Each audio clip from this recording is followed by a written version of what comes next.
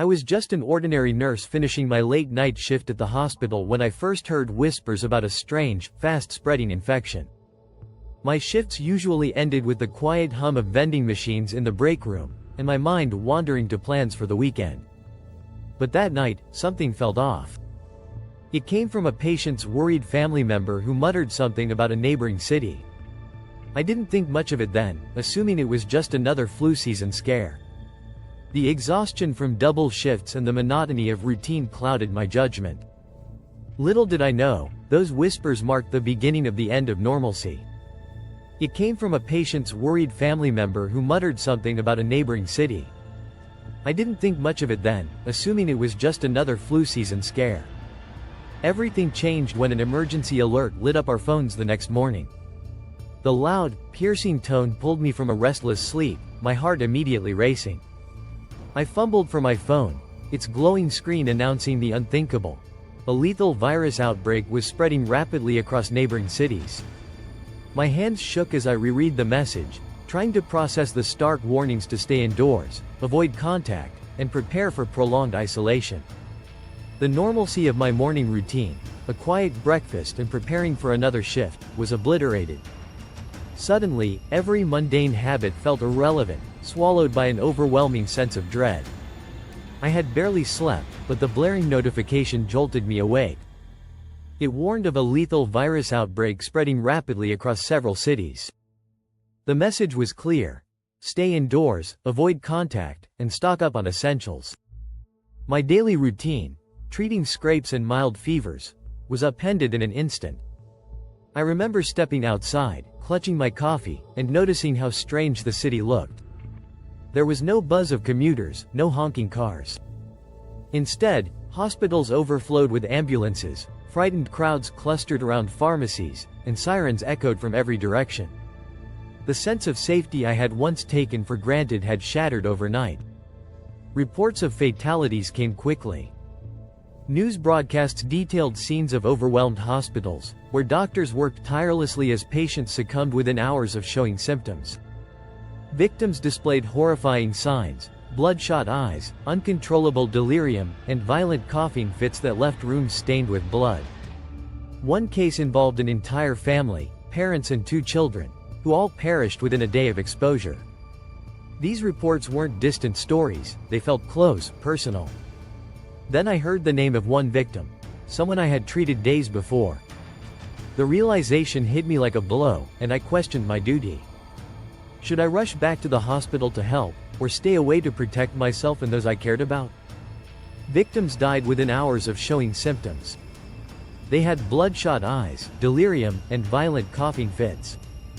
At work, we saw patients deteriorate before we could even diagnose them. Then I heard the name of one victim, someone I had treated days before. A chill ran through me. I questioned my duty. Should I rush back to the hospital to help, or stay away to protect myself and those I cared about? Determined to act, I went back to the hospital. But when I arrived, the building was in lockdown. Guards with rifles stood at every door. Only critical cases and confirmed infected patients were allowed inside. Outside, a line of desperate people begged for treatment. Screams from within the building sent a shiver through me. I stood there in the cold, clutching my ID badge, unsure if I should force my way in or retreat. In that moment, I felt more powerless than ever. By the next day, citywide quarantine measures were announced. The government held an emergency press conference, warning of the virus's rapid spread and enforcing strict measures to contain it.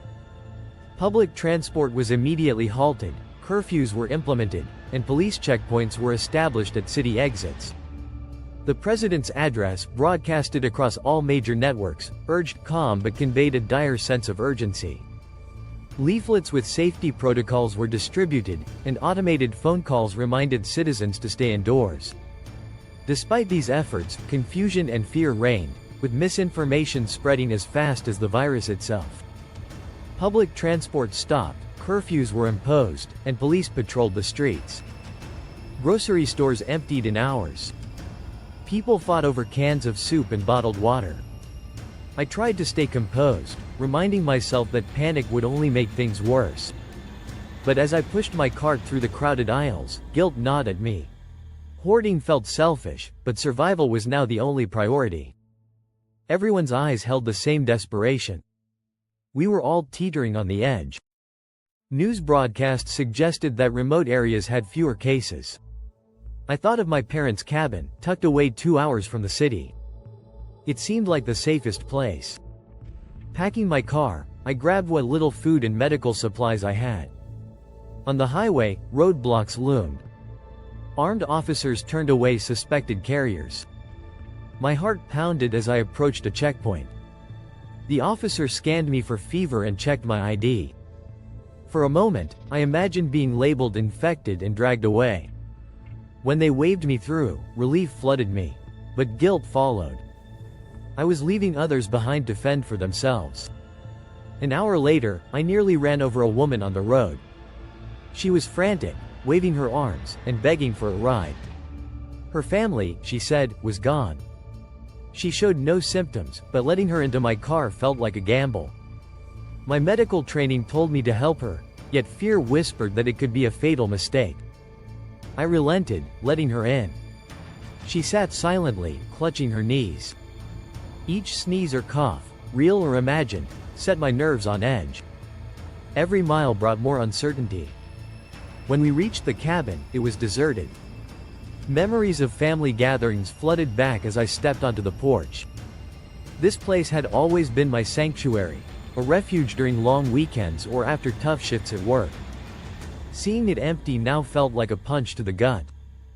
The untouched snow on the steps suggested my parents had left in a hurry, likely fleeing further inland as the situation worsened. The cabin, once a symbol of safety and warmth, now stood as a hollow shell in the middle of chaos, amplifying the loneliness that gripped us both. My parents had likely fled further inland. That night, noises outside kept us awake. It could have been infected or desperate looters. I gripped a kitchen knife, every rustle in the dark triggering my paranoia. My passenger was just as terrified, clinging to the hope that we'd somehow stay safe. We found an old radio and managed to tune in to emergency frequencies. The news was grim. The virus had mutated, spreading even faster. Total isolation was now the only recommendation. My stomach turned. The cabin's thin walls and locked doors suddenly felt like paper shields against a storm. I tried to appear calm for her sake, but my resolve was crumbling. One night, raiders came. They prowled the area, searching for food and supplies. When they found us, they demanded everything. I faced a choice: hand over our meager rations or fight back. My hands trembled as I held up a makeshift weapon. I never thought I'd be capable of violence, but desperation has a way of stripping away your moral boundaries. The standoff ended when distant gunfire spooked them. They fled, but the encounter left me shaken. How far was I willing to go to survive?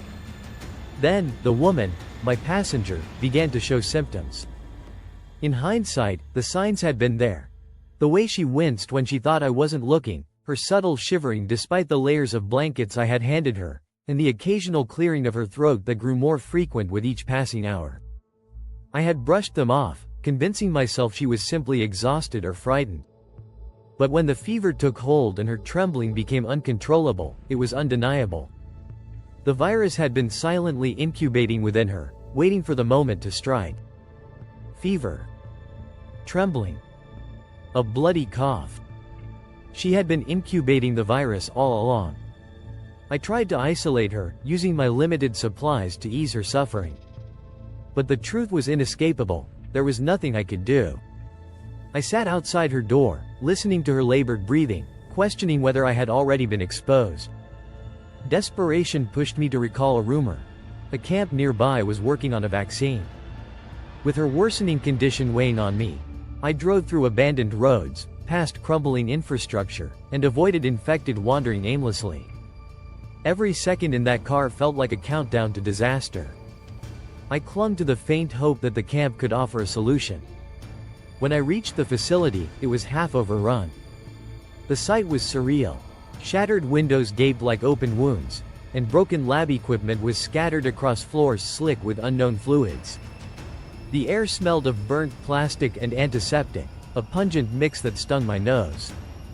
Faint echoes of groans and dragging footsteps hinted at infected still roaming the building. This had once been a cutting-edge research center, hailed as humanity's last hope in the news.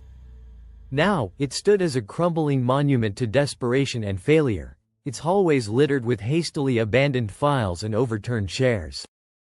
Every step I took felt like trespassing in a graveyard of shattered dreams. Broken glass and overturned lab equipment littered the hallways. The power was out, leaving me to navigate by flashlight. My heart raced as I crept through the dark, every shadow a potential threat. I found a partial formula for an antiviral compound scribbled on a lab note. It was incomplete but promising. As I grabbed the papers, the facility's sterilization protocol began. Armed guards shouted warnings as flames consumed the building. I escaped just before the explosion, clutching the research. I returned to the cabin at dawn, exhausted but determined. She was barely conscious, her lips cracked and pale. I mixed the antiviral formula with whatever medications I had, hoping it would buy her time. Her breathing steadied, but her recovery was far from guaranteed.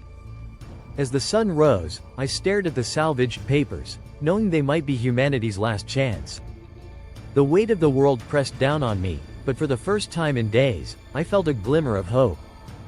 It wasn't over yet.